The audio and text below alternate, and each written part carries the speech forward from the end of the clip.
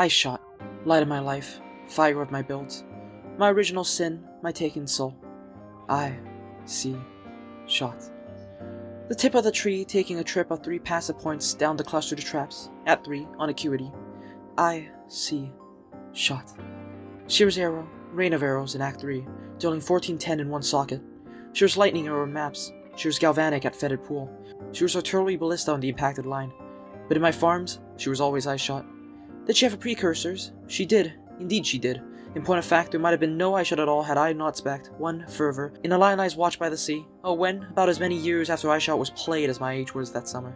You can always count on a League player for a zoomy build style. Ladies and gentlemen of the Tribal Fury, Exhibit number 1 is what the Oriaths, the misinformed, simple, bone-shattering Oriaths, envied. Look at this clear speed porn. What is it that allures us so to the Hippo, despite her tiresome bossing, despite her miserable defenses, despite her expensive gearing? It is, of course, addiction. Addiction to the chains, the Herald of Ice pops, the offscreen clears, and it is here that we have become redeemed. Oh, how overgrown my maiden has become. Precise techniques, Manaforged arrows, Val skills, ballistas, what was once an exercise in suffering has all been revised to SSC, clearing maps at twice the speed with half the gearing. Such is the privilege of the spell suppressor. What is it then that eludes so many? Is it perhaps a premature attempt at fidelity? Is it perhaps a lack of defensive auras? Is it perhaps even the socketing of Barrage? Nay, one must assume it to be all of them. The common Exile is all but prey to explosive thumbnails and expensive bows. What is needed is guidance, not fish, and it is here that I will teach what Croson cannot. So come now, when the Omniscience is still crystallized, when the Calms is still spirited, when the Cascades are still vengeant. It is only now, in this blissful time, with Quicksilvers and Traders and Raiders and Resonators. I knew I had fallen in love with Ice Shot forever, but I also knew that she would not forever be Ice Shot. The most important choice for hitbows is your choice of base damage. While there's a lot to choose from, they're all pretty terrible in comparison to the ease and cheapness of tri-elemental builds. This is mainly due to the abundance of non-elemental damage scalings on sources on bow trees, and the availability of tri-elemental prefixes with Essence and Raw crafting. The existence of Trinity, and many uniques that synergize well with builds that aren't picky about their elemental damage types. Unless you know what you're doing or are low to currency, I would highly recommend playing tri-elemental bows over the other options. The flexibility of gearing on Tri-Ele is usually too much to pass up and will always be superior to the other variations of scaling. The reasons why should become obvious as I proceed. Fizz to cold conversion is the current standard for high budget builds because of the strength of Fizz as extra sources and freeze interactions, but suffer a lot below the 100 div mark for most builds. Physical damage bows are difficult to craft and expensive to buy, and the sources of Fizz as extra that make the build very strong are typically inaccessible without a Headhunter or Watcher's Eyes.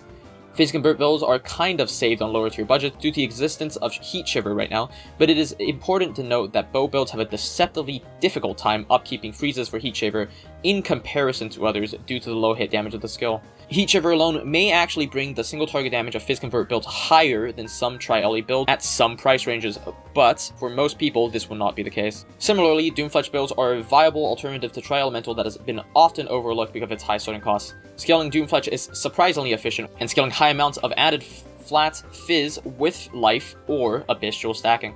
Gem level scaling bow builds like Elemental Hit or Explosive Arrow, while possibly cheaper at the very low end, have a much more difficult time scaling damage in comparison to Tri-Elemental bow builds right now, and tend to be mechanically worse than the other options.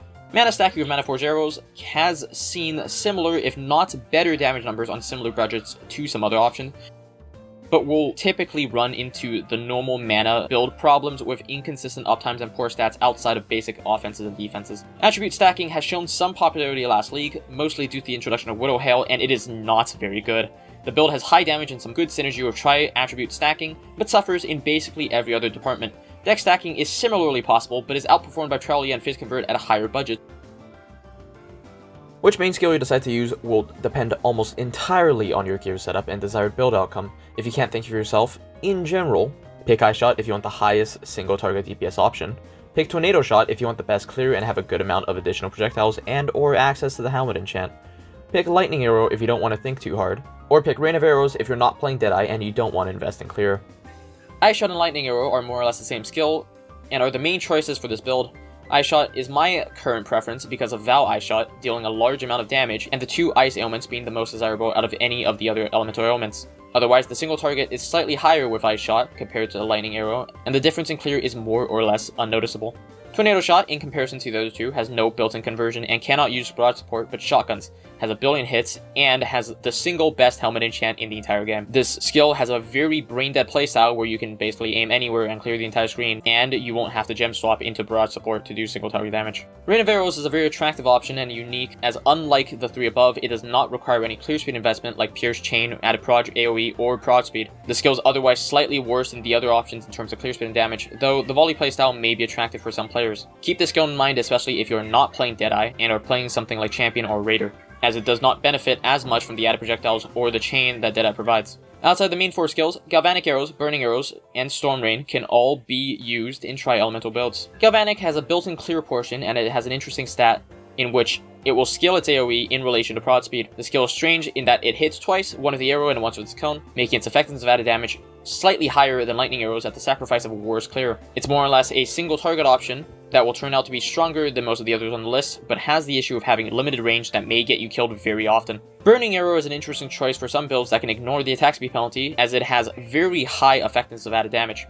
If you're looking to stack a ton of flat with things like High Resire and Immolate, the skill can be quite effective, although lacking in clear as it's mechanically not very good. Lastly, Storm Rain is a choice for people who hate themselves. This skill will make you go blind and it can't hit any targets moving faster than 1 unit per second, though it does do a lot of single target damage if you can make it work. Alternatively, an option that has come up last patch as an alternative to traditional bow setups was the Mana Forged Arrow Spammer, where you throw a billion skills onto Mana Forged arrows and start blasting. This option is quite brain-dead to play, looks cool, and has fantastic clear, but lacks the single target damage of the traditional dual skill options. If you'd like to know how to make this build, I would highly recommend watching Chigger's video, linked down in the description below. Ballistas are similarly viable, though I would not recommend any Tri-Elemental Ballista builds apart from Artillery Ballista. Long ago, in the days of old, bow builds would run a 6-link barrage setup alongside their main clearing skill. If you do this in the modern day, you're wrong, effeminate, and would have never made it as a British archer. Your secondary 6-link will either be a Ballista Totem setup, or a Mana Forged Arrow setup. As said before, Mana Forged Arrows is very efficient clear, but lacks single target damage. The same is true for secondary Mana Forged damage links. You will need to decide between these two options. For Mana Forged Arrows, you can either use a 3-skill Mana Forged setup, usually with Burning Arrow, Lightning Arrow, or Ice Shot, or a 1-skill Mana Forged setup with one of the above skills and 5 supports. This skill is still experimental, as the most efficient setups have not yet been proven, so make sure to test it out in your build and see what works the best. Keep in mind with Mana Forged, 2 important skill gems, Life Tap and Mirage Archer. Mana Forged Arrow links that are linked with Life Tap still cast when spending life instead of mana, as you would expect, as long as the skill being used to activate the Mana Forge is still consuming mana. Mana Forge also works exactly as you would expect with Mirage Archer, and you may want to consider it if for some reason you end up having trouble with DPS uptimes. As for Ballistas, you have 3 options. Storm Rain Ballistas, which is the highest DPS of any skill but is extremely clunky and inconsistent, especially on enemies that move a lot.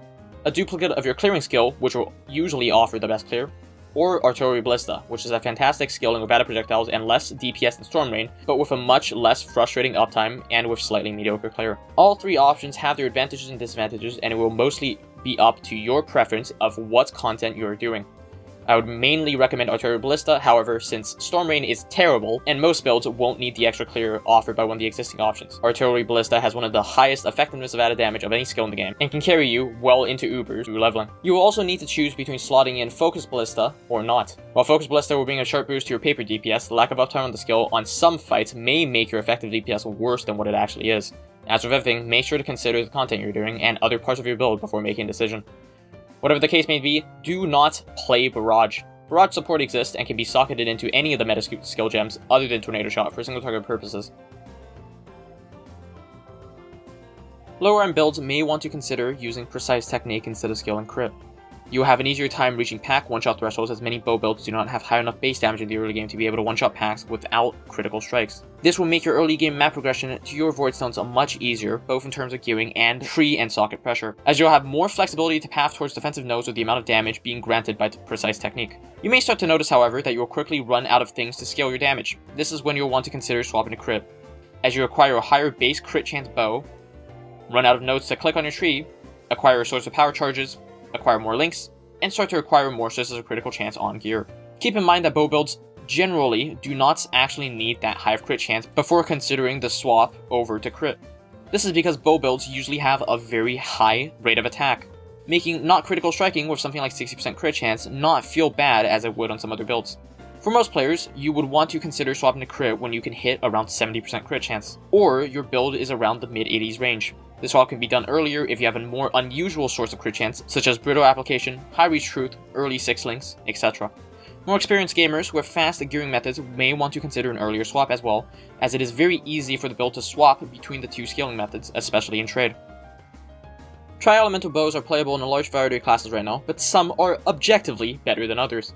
Namely, if the Ascendancy has a difficult time reaching the bottom right side of the tree, I would not recommend using the Ascendancy unless you have a very good reason to do so. Poor Ascendancy choices that I will not discuss at length are Pathfinder, who is just the Trader Keystone in an Ascendancy without poison, Elementalist, who doesn't do very much for Trinity builds, and Berserker, who is a worse version of most of the other Ascendancies. Deadeye is the most obvious choice for the build, on top of being arguably the best Ascendancy in the game right now. The Ascendancy grants action speed, chain, extra projectiles, far shots, and is deceptively bulky against bosses and rares with a 25% less damage taken modifier from Focal Point, and possibly Windward, if you're willing to receive some CBT every time you take a hit. Almost every single node in Deadeye is sought after by Tri bow builds, and there is a very good reason why it tops the Poe Ninja ladder for most bows in every game mode.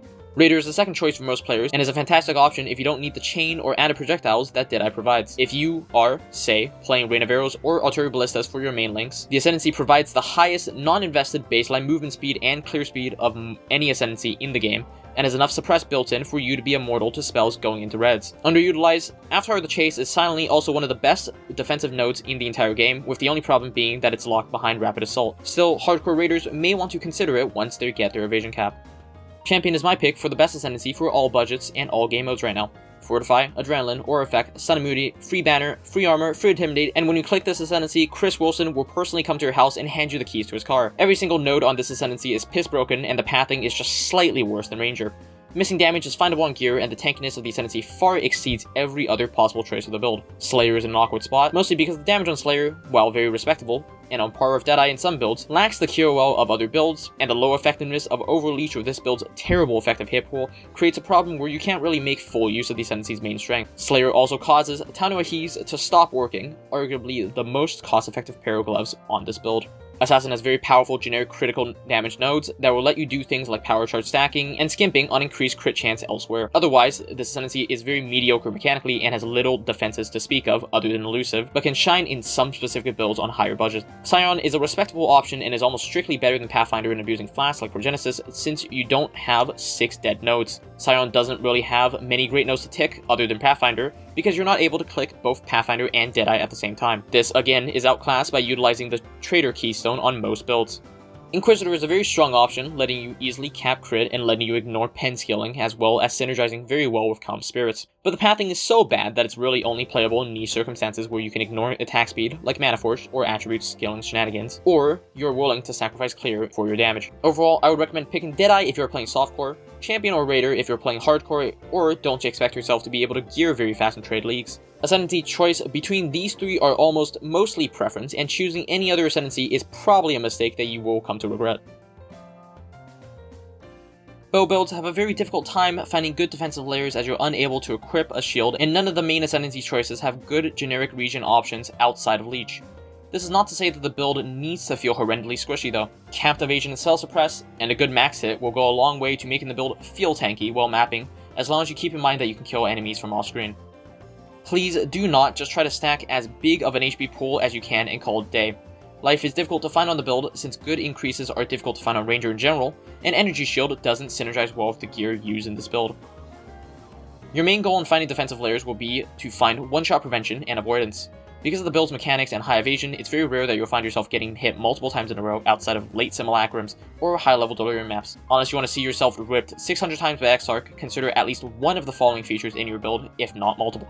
Firstly, physical hits are the most frequently dangerous in mapping. Getting physical damage mitigation is very important if you don't want to die. Determination is the easiest way to find defenses against physical damage. This will come at the cost of 50% reservation aura, some armor on your gear, and usually a granite flask. In order to hit the amount of mitigation necessary for the build to feel comfortable as the pathing this build has usually won't find any sources of increased armor on the tree. The alternative to this is Fizz taken as Ellie damage conversion. This is much more preferable if your build can fit it in. The main sources of Fizz to Ellie damage conversion will usually be Cloak of Flame, Lightning Conduit, Taste of Hate, and the crafted Fizz Taken as Fire mods on your chest and helmet. As this build doesn't have a shield, it doesn't have as easy access to this stat as some other builds. Any source of Fizz Taken as LE on this build will usually be very, very good. As for other generic defensive layers, they are usually much less flexible. Wind Dancer is a supremely underrated keystone that is an incredible defensive layer with capped evasion. I'll highly recommend taking this keystone on any build that is evasion capped or higher, not just this one. Cast from damage taken or a left click guard skill can do a tremendous amount of help in mitigating maximum hits. The uptime of cast from damage taken skills on this build will be a lot higher than normal builds because of the infrequency of hits.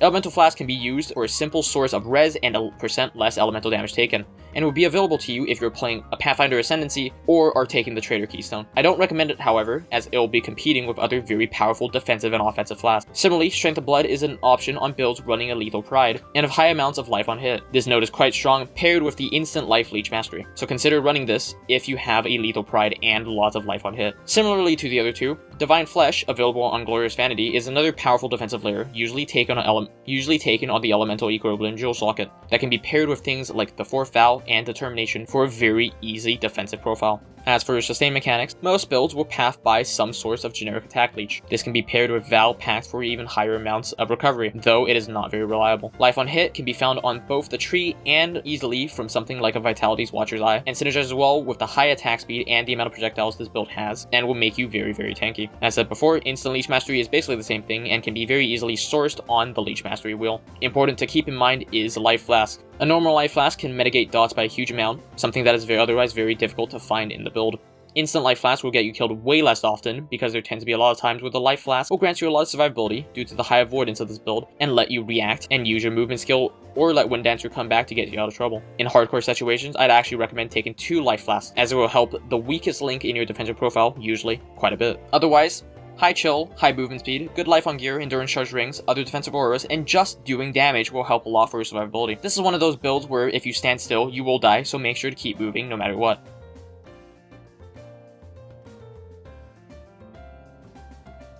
Bow gear needs to be catered to your current situation. This will include the market, current build needs, and whatever opportunistically drops on the ground. Good Path of Exile gamers will adapt their builds opportunistically. There is very rarely gear that will ever be truly best in slot unless you have an infinite amount of money. As a baseline, you can adjust your auras and support sockets to your current situations. If something's malleable and you result in a 5% damage loss when changed out for something else, but let you find 10% elsewhere, always be ready to drop whatever gear you have to accommodate for upgrades. As a general rule of thumb, you shouldn't craft your gear if your budget is 10 div or less. Buying it on trade will almost always be cheap, unless it's the very, very start of League Start. Rares in this build are also very, very strong because of Eldritch implicits. Make sure to put as many rares on your build as you can. You also have to find a slot to solve your mana problems and fix your attribute requirements.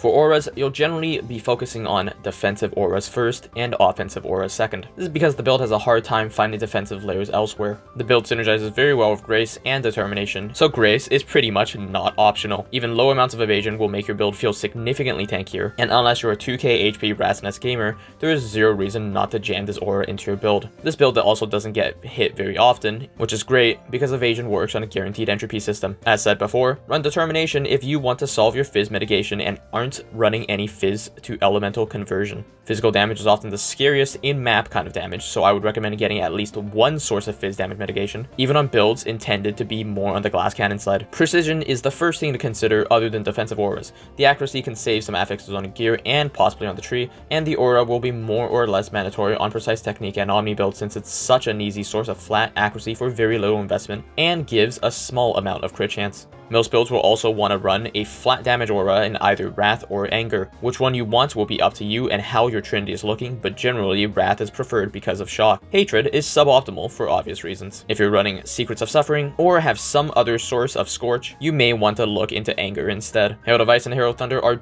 good generic sources of damage and a little bit of QOL, but are mostly optional. Any amount of leftover unreserved mana can be filled with Vitality, Flesh and Stone, or Defiance Banner for extra bulk. You can fit in an EB Divine Blessing on this build if you path up to it, or run something like a replica Sorrow of the Divine. The build benefits a lot from the additional flat damage aura, so it's quite powerful if you can find it. Petrified Blood can also be used if you want to play a low life version of the build with an extra aura or two, Reserved or Arrogance. Not a fantastic choice on this build since you can't use Pain Attunement or Prism Guard, but it is an option, especially if you can run Progenesis. Most support gems are pretty set in stone. Trinity gives you basically everything you want. All that you have to understand about Trinity is that the biggest hit of your lowest damage type needs to be larger than the lowest hit of your biggest damage type. As long as you have that in mind, Trinity should be no problem to set up. You'll likely want to have one slot reserved for GMP or Chain, and change the clearing support out for Barrage support. GMP is preferred for most, but Chain can make your per pack DPS higher if you don't already have the +1 Chain on Deadeye. Some people also prefer to take Fork, but those people are wrong, stupid, and like kissing boys. Adding flat gems can be used if you're missing out on one of the damage types on your bow and need to fix Trinity. Inspiration is also very good. It decreases your mana cost, it gives you infinite damage, and is basically ran on every build. You may also want to consider Life Tap if your mana situation is terrible. As for generic damage supports, Wed, increase critical strike damage, and increase critical strike chance are all generic options that are very good. Lastly, if for some reason you have one too many red sockets, you may want to consider Cruelty. Mirage Archer is also an option, however, I don't like it. I don't know why. I don't know. Your main choice of movement will usually be Blink Arrow paired with one of the dashes or Frost Blink. Whichever one you choose is mostly preference, and Blink Arrow is honestly kind of shitty to use. The most common curse ran in this build is Sniper's Mark because it's infinite damage, supported by either Mark on Hit or an Arcanist Brand. Typically, Brand is better because you can use a Tornado, Hydrosphere, Calling, Power Shot, and Crit, or otherwise. Second curse is if you have Whispers of Doom or +1 curse somewhere else on the build, is usually Elemental Weakness. You may also want to consider Assassin's Mark over Sniper's Mark if, for some reason, you really need base crit. Caster Damage Taken or a left click on Guard skill will help this build's EHP improve by a lot. Usually this means a Mortal Call, Steel Skin, or Molten Shell if you're running Determination. You can have it support Ensnaring Arrow and Frenzy on a Mana Forged, usually linked with either Power Charge on Crit or Calling Strike. Otherwise, Blood Rage, Flame Wall, Orb of Storms, Vortex, Decoy Totem are all options that you can have for extra leftover gem sockets. Generally, you should play around your colors and the sockets. If something is too hard to hit, do not spend 6 billion chromatics trying to fit it into the build. Just pick something else, because this build has a lot of options.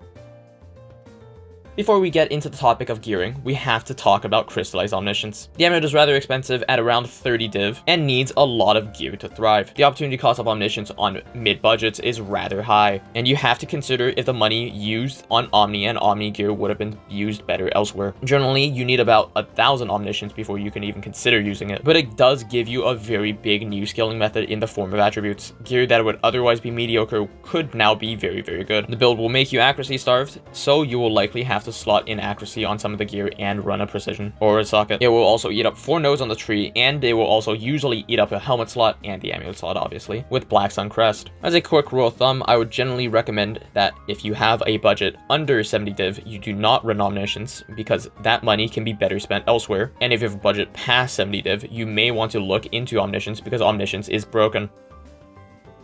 Moving on to the most important slot of the build, bows should usually be tri-elemental. You might be able to get away with some pretty okay DPS with 2 elements and a fizz roll, but unless you have a 100% conversion skill, it's usually not too good. The crafting process for the bow will be up on screen, and should only take you around 10 div. Other than that, Voltaxic, Widowhill, Doomfletch, and basically every other unique in the game is pretty dog shit. Most of them are outdone by a bow you can find in like Act 10. You also want to consider getting high attack speed and high base crit on your bow, or else the build will feel kind of like shit to build or to play. 6 links are also very important on lower-ish budget because it opens your chest slot up for high Resire, and possibly one of the fizz taken as elemental conversion chest slots, so that your build does not need to run Determination. Your Quiver should usually be a rare with good damage slot. +1 arrow is the best, obviously, and there are a lot of bow damage mods that you can find here. You may also want to use the slot to fix your accuracy or resistances, and can look at a cheap option of Frenzies with the Frenzy on Crit craft. As for uniques, Void Fletcher has some weird interactions with Vengeance Cascade. I don't know how it works. It might be broken, it might be not too sure. Poised Prism is also a good flat damage source that you may want to look into. For your body armor, you may want to look into a 6-ink rare. Craftive physical damage taken as Fire and Lightning, and Aura Effect Eldritch Implicits are very good. High Resire is infinite amounts of cold damage. Coil and Cloak can replace the need for Determination on the build. Kintsugi is a good, big defensive layer for high evasion builds, but is a bit unreliable. Generic unique chests such as Lore Wave, Belly, Expedition's End, Duresso's, etc. can also be used. Lastly, if you want speed, Queen of the Forest and Duresso's Defiance can be used, though the latter 2 categories of chests I would not recommend. On your helmet slot, you'll usually want to use a rare with Fizz conversion. Implicits are, again, generically powerful, and high amounts of Fizz converted as Ellie is very good on the build that does not get a lot of armor. Otherwise, Gale Sight can be very strong, see later about Brittle. The Gall, generically powerful, and can sometimes make your map clears feel very good. Heat Shiver can be a very strong item, but is kind of clear only on this build, but basically makes you deal infinite damage to packs as long as you can freeze. Fractal Thoughts can be good if the situation arises where you have a lot of attributes. Please do not attribute stack. This slot may also be taken up with Vol's Vision when paired with Calm Spirits, or possibly a Light Poacher if you're looking to do some Spirit Charge stacking. You'll want to look into some of the enchants on this build. Bow enchants are generally pretty powerful, as well as something like a Sniper's Mark. As a warning, do not use Ascndancy's Chant. You can have something almost as good by just socketing in an Arcanist brand. The only use case for Ascndancy is when you're trying to get double damage or change with Tornado refreshes, which rarely matters for the build since our Tornado hit count isn't a ludicrous amount. On your boots, rares with high movement speed or crafted Avoid, Chill, or Onslaught are very strong. You may want to look into Elusive and Tailwind on higher budgets. As for uniques, there aren't a lot of options. Lioneyes Pause is a good early game option. Atziri's Steps can be very good for generic suppress. Darkrai Vector is very good for generic frenzy scaling, especially if you're playing Raider. And possibly something like a Skyforce. I don't know, it doesn't really matter. They're all bad compared to rares. Your Gloves is an insanely impactful and competitive cure slot. I usually wouldn't recommend rares on this slot. Calm Spirits, one of the most powerful items in the game, scales very well on this build. This can be paired with a Vol's Vision or a Kikazaru, depending on whether or not you want Berserk uptime. Lioneyes has comparable clear speed, 2 columns with a fraction of the opportunity cost and a fraction of the damage. It's incompatible with Overleech and Instant Leech Mastery, so make sure you don't tick those when using this item. Abhorrent Interrogation can also give huge damage. It's an overlooked item and works well with sources of exposure and res decreases. Make sure to build around it. You can use Shadows and Dust for Rampage, Thunder Fist early game for a free 5.5 link for your Ballistas or Manaforged.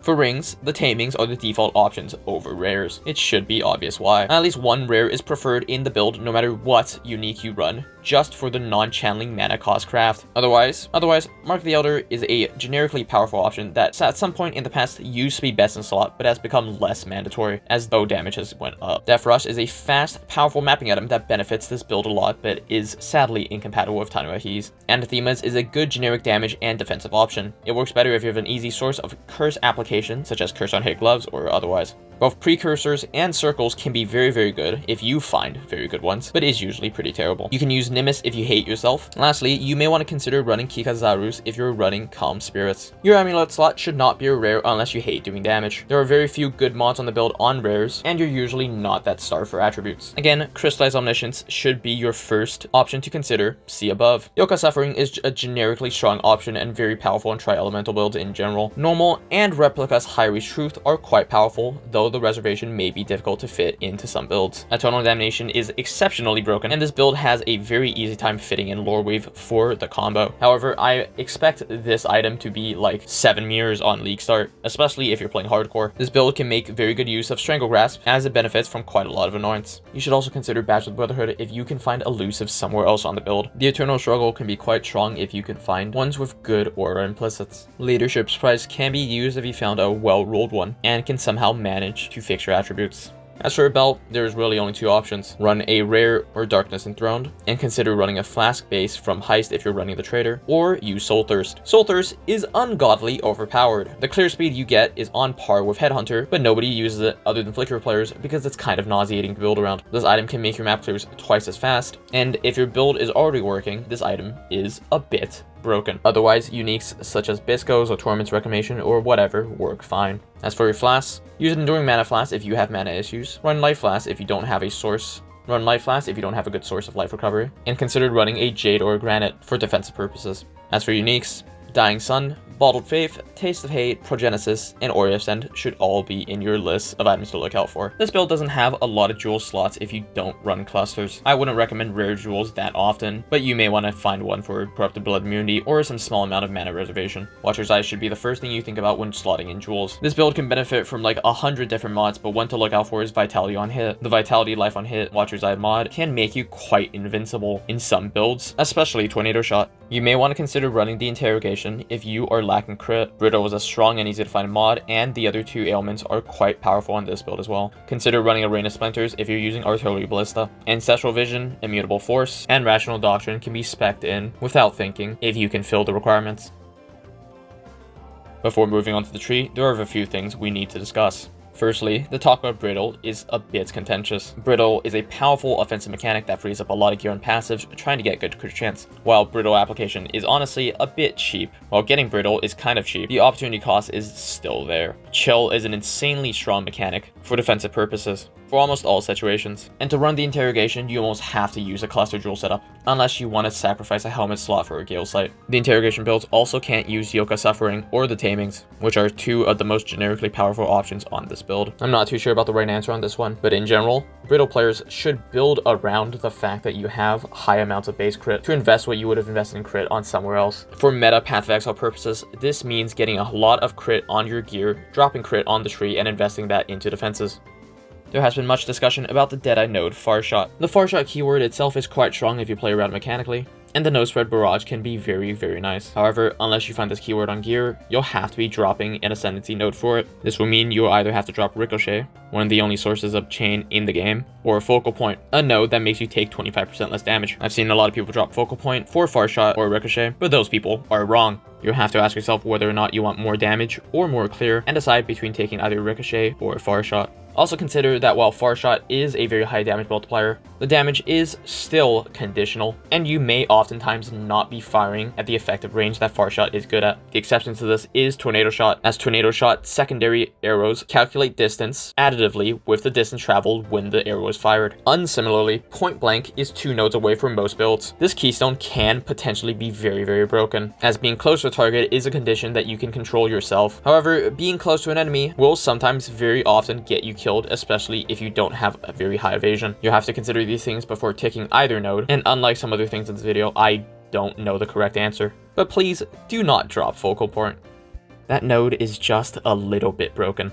Lastly, many builds may want to consider running the Trader Keystone. This is one of those builds that can get full uptime on 4 Flasks with 1 Flask removed, as the build passes very closely to several Flask nodes. The Trader is quite easy to fit in on the build, with 2 different places to place a Legion Jewel depending on where you want your Thread of Hope. The only real opportunity cost of this node is that you'll have to give up a Life Flask. This is not too desirable, as Life Flasks are one of the best sources for recovery in this build, and one of the only sources for instant recovery in the build, unless you have high amounts of life on hit and are playing something like Tornado Shot.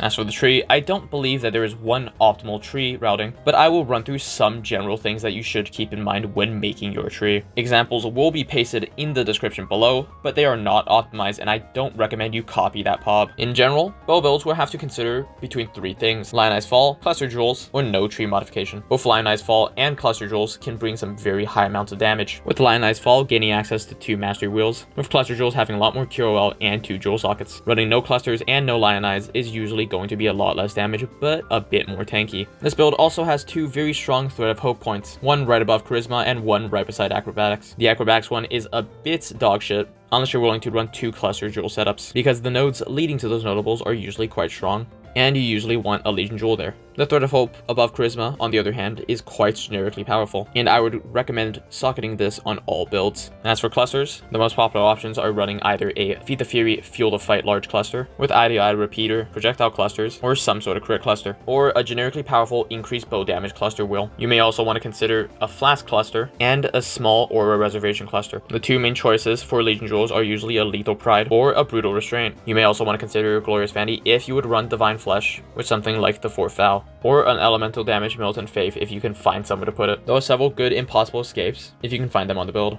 I'm not too sure which ones are the best, but look out on the market for some good ones. Forbidden Flesh and Forbidden Flames are also very, very powerful, for obvious reasons, because you're usually playing Ranger. Lastly, an Unnatural Instinct above Ghost Shroud can also be very strong, as well as an Unnatural Instinct right above Elemental Equilibrium, though this one is not very good unless you're taking Crystal Skin, as the pathing is a bit abhorrent. For Keystones, Valpack is a very strong option, only 2 points away from the Onslaught cluster, but will disable Calm Spirits. Both Aerodancing and Acrobatics are quite bad, though Aerodancing may have its uses if you play mechanically around it. Ghost Shroud may be worth the points if you want to path up to it, though the Ghost Shroud Jewel Socket is quite suboptimal, unless you're running a Lioneyes Fall. Both precise technique and point blank I've discussed at an earlier point in the video. And lastly, please do not path up to Magebane. There is an infinite amount of suppression on the tree itself, where Deadeyes and Raider already path. If you're really struggling for self-suppression, there are many smaller notables on the tree for you to take, such as Resourcefulness, Intuition, Quickstep, and Reflexes. The build also passed around a lot of blind notes on the tree. Blind, while not often taken in many builds, is a very strong evasion option, which can help you capture evasion very easily as long as you have a good source of blind application. This will usually come in Flesh and Stone or the Mark Mastery. Similarly, you may also want to find yourself investing into Mark Effect. Mark Effect can be strong on some builds and is a very good generic source of damage. Notably, the Mark Masteries are very powerful, namely chance to gain Frenzy Charge when you hit your marked enemy, enemies near your marked enemy are blinded, and marked enemy cannot regenerate life. Because of the masteries, I would recommend taking at least one Mark Mastery wheel, which for most people's pathing will be Mark the Prey or Mark for Death. There is also a kind of tree I call the Cringe Pathing, where you path up to Eldritch Battery, taking Whispers of Doom, Influence, and Ridden of Blood along the way. This pathing is actually quite strong, but feels a bit illegal. Lastly, and most importantly, is the subject of additional arrows. This will come from Master Fletcher and Multi-Shot. While the nodes themselves are quite powerful, the pathing up to them is subpar. Master Fletcher has 3 nodes of 5% attack speed, while Master Fletcher has 3 nodes of 4% attack speed, with the Bow Mastery being quite strong, and as long as you're taking only a single bow wheel, and the Attack Masteries being quite generically powerful. You will have to decide whether or not you want to take these wheels, as they will be a noticeable damage loss unless you're playing Tornado Shot, even in barrage setups. That will be all for today. If you would like to know how to progress this build, get good. If you have any other changes or suggestions, leave them down in the comments. I will be streaming on League Start at twitch.tv/Archimanti. Goodbye!